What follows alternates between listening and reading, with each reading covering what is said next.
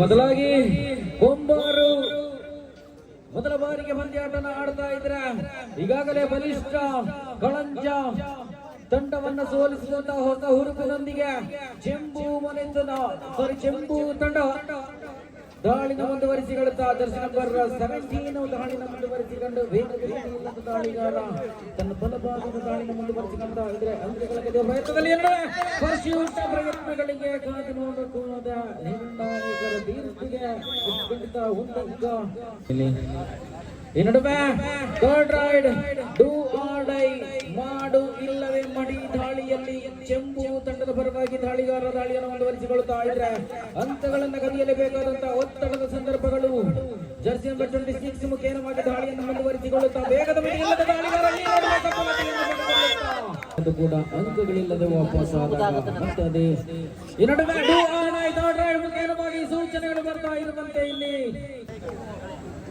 ಈ ನಡುವೆ ವರ್ಷ ಡಿಸೆಂಬರ್ 12 ದಾಳಿಯನ್ನು ಮುಂದುವರಿಸಿಕೊಳ್ಳುತ್ತಾ ಕೊಂಬಾರು ತಂಡದ ಪರವಾಗಿ ಚೆಂಬು ಪಾಳಯದ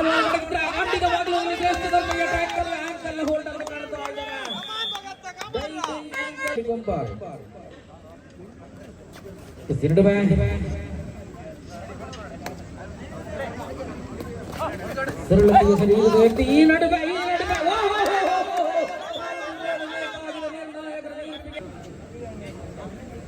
4-3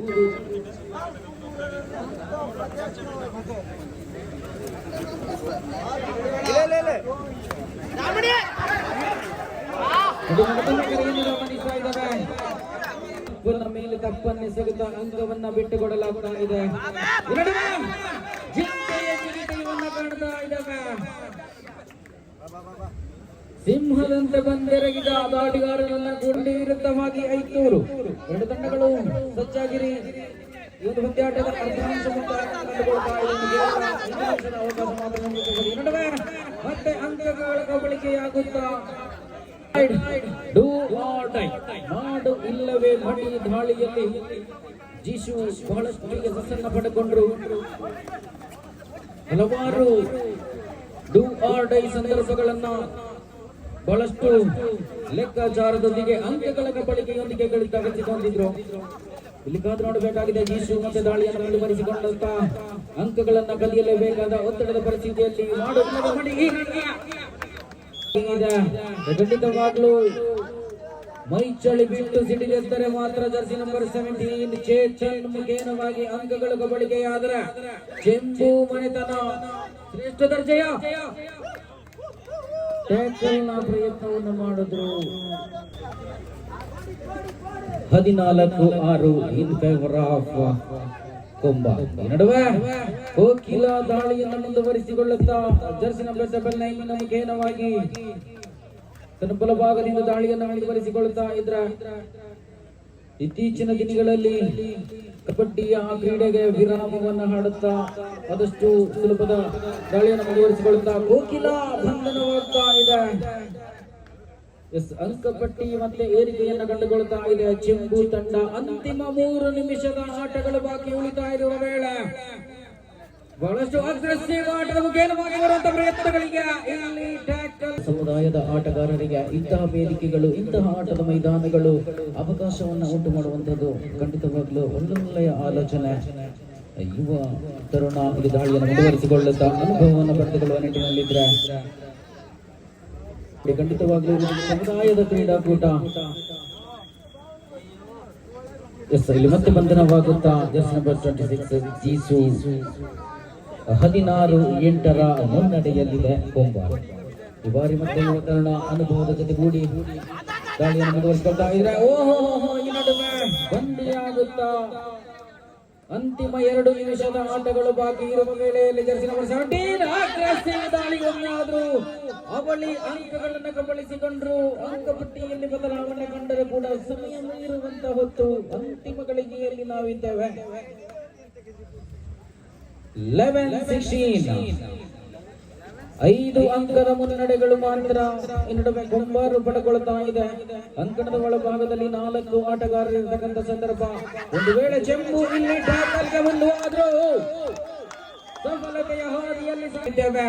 ಒಂದು ವೇಳೆ ಅಂಕಗಳನ್ನು ಕಬಳಿಸಿಕೊಂಡು ಮರವಳ್ಳಿ ಬಂದ್ರೆ ಚೆಂಬು ಪಂದ್ಯಾಟವನ್ನು ತನ್ನೆಡೆಗೆ ತಿರುಗಿಸಿಕೊಳ್ಳಬಹುದು. ಕಳೆದ ಪಂದ್ಯಾಟದಲ್ಲೂ ಕೂಡ ಈ ಬಾರಿ ಮತ್ತೆ ಒಂದು ಅಂಕ ಸಂಪಾದನೆಯಾಗುತ್ತಾ ಇದೆ. ಕೇವಲ 3 ಅಂಕದ ಅಂತರ ಮಾತ್ರ. 13-16 1 ನಿಮಿಷದ ಆಟ ಬಾಕಿ ಇದೆ.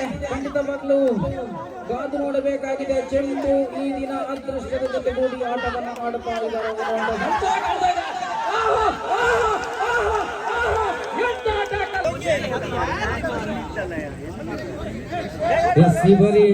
ಅಂತಿಮ ಘಟ್ಟದಲ್ಲಿ ನಾವಿದ್ದೇವೆ.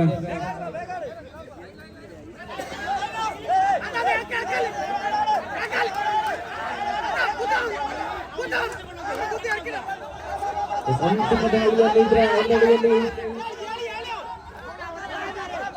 ಪ್ರಯತ್ನಗಳ ಜೊತೆ ಕಾಣಬಹುದಾದ್ರೆ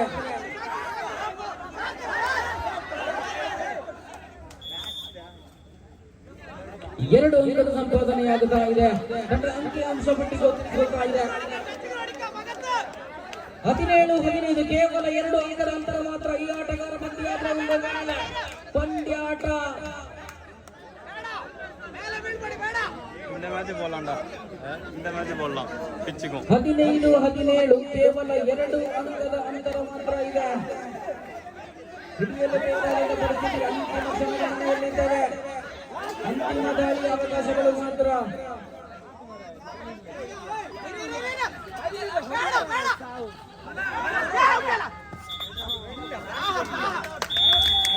ನಡುವೆ ಸಮಯದ ಕೊರತೆಯಿಂದ ಕೇವಲ 2 ಅಂಕದ ಸಂಪಾದನೆಯಲ್ಲಿ ಹಿಂದುಳಿದ್ರು ಚೆಂಬು ತಂಡ.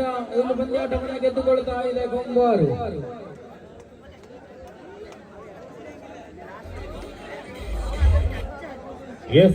ಮುಂದಿನ ಪಂದ್ಯಾಟ ಪ್ರೋ ಕಬಡ್ಡಿ.